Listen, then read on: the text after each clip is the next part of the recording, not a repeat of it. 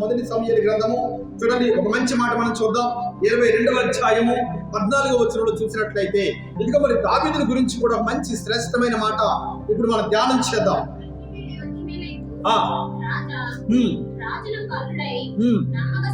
నమ్మకస్తుడై ఆలోచనకర్తై ఈ నగరిలో ఘనత వహించిన దావీదు వంటి వాడు నీ సేవకులందరిలో ఎవరున్నారు? దేవునికి స్తోత్రం కలిగిన గాక.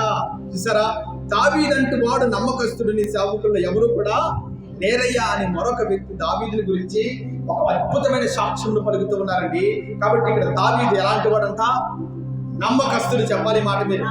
ఎలాంటి వాడు అంట? దావీదు నమ్మకస్తుడు. దేవుని నామానికి మహిమ కలుగునే గాక. ఎవరికి నమ్మకస్తుడు? ఎవరికి నమ్మకంగా ఉన్నాడు?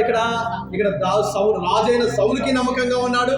ఆకాశమందు ఆశీనుడైన దేవునికి కూడా నమ్మకంగా పనిచేస్తూ ఉన్నాడు భక్తుడైన దావీదు. దేవుని నామానికి స్తోత్రం కలుగును గాక. అందుకని ఒక మంచి సాక్ష్యం పొందుకుంటూ ఉన్నాడు. ఇదిగో నమ్మకస్తుడైన దావీదు నీ సేవకులందరిలో కల్లా అతడే ఘనమైన వాడు, గొప్పవాడు అన్నట్లుగా ఒక మంచి అద్భుతమైన సాక్ష్యమును ఇక్కడ పొందుకున్నట్లుగా లేఖనములు మనం చూస్తూ ఉన్నాం. దేవుని నామానికి మహిమ కలుగునే గాక. హల్లెలూయా. ఇప్పటి వరకు 2 భాగాలుగా మనం వాక్యాన్ని ధ్యానం చేస్తాం. ఇదిగో మరి ఎవరైతే విశ్వాసంలోనూ నమ్మకత్వంలోనూ కోల్పోయారో, పడిపోయారో, వారి జీవితాలు ఏ రీతిగా ముగిసాయో మనం ధ్యానం చేస్తాం కదా. అదే రీతిగా ఎవరైతే నమ్మకంగా ఉన్నారో వారిని దేవుడు ఏమని పిలుస్తూ ఉన్నాడో, వారిని ఉద్దేశించి దేవుడు ఏ రీతిగా సాక్ష్యం పలికాడో కూడా మనము ధ్యానం చేస్తాం. ఇప్పుడు మరొక కోణంలో వాక్యాన్ని మనం ధ్యానం చేద్దాం. అదేంటంటే మనం వేటి విషయంలో నమ్మకంగా ఉండాలి చెప్తారే మాట.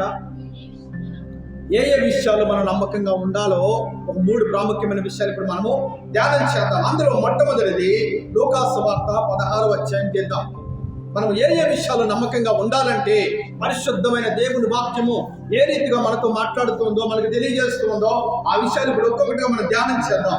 10వ వచనం చదవండి. మిక్కిలి కొంచెములో నమ్మకముగా ఉండువాడు ఎక్కువలోనూ నమ్మకముగా ఉండును. దేవునికి స్తోత్రం కలుగును గాక. చూసారండి, మిక్కిలి కొంచెములో ఎలా ఉండాలంట? నమ్మకంగా ఉండాలి. నా మాట కాదు కానీ ఎవరి మాట అంట? సాక్షాత్తు యేసు క్రీస్తు ప్రభులు వారు పలుకుతున్న అద్భుతమైన మాట ఇది. ఎవరైతే మిక్కిలి కొంచెములో నమ్మకంగా ఉంటారో వారు ఘనమైన విషయాల్లో, గొప్ప విషయాల్లో, ఉన్నతమైన విషయాల్లో కూడా వారు నమ్మకముగా ఉంటారని ఒక అద్భుతమైన మాట దేవుడు మనకి తెలియచేస్తూ ఉన్నాడండి. దేవుడు వారికి మహిమ కలుగును గాక. కాబట్టి మొట్టమొదటి పాఠం ఏమిటంటే మనము చిన్న విషయాల్లో, కొంచెం విషయాల్లో ఎలా ఉండాలంట?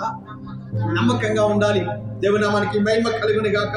ఈ సమాజంలోను, మన కుటుంబ వ్యవస్థలోను, దేవుని సంఘములోను, అన్ని విషయాల్లో కూడా కొంచెములో, మిక్కిలి కొంచెములో ఎలా ఉండాలని మనము నమ్మకంగా మనం ఉండాలి. మన నమ్మకత్వాన్ని కాపాడుకోవాలి, మన విశ్వాసాన్ని కాపాడుకోవాలి, మన నిశ్చయితని కాపాడుకోవాలి, మన భక్తిని కూడా కాపాడుకోవాలి. అప్పుడే మనల్ని బట్టి దేవుడు ఏమిస్తాడంట?